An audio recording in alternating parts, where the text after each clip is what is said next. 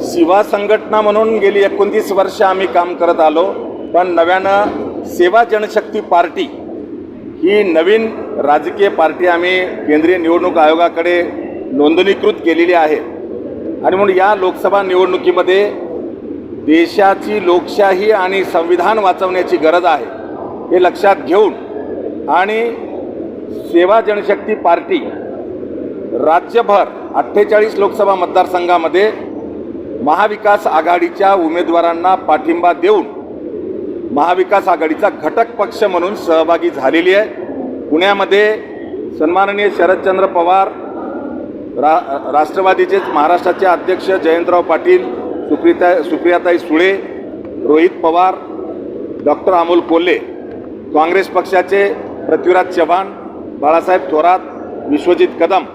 आणि शिवसेनेचे सचिनभाऊ आहिर आणि सुषमाताई अंधारे यांच्या उपस्थितीमध्ये 18 एप्रिल 2024ला मी अधिकृतपणे सेवा जनशक्ती पार्टी ही महाविकास आघाडीचा घटक पक्ष म्हणून घोषित करून राज्यभर महाविकास आघाडीला पाठिंबा जाहीर केलेला आहे।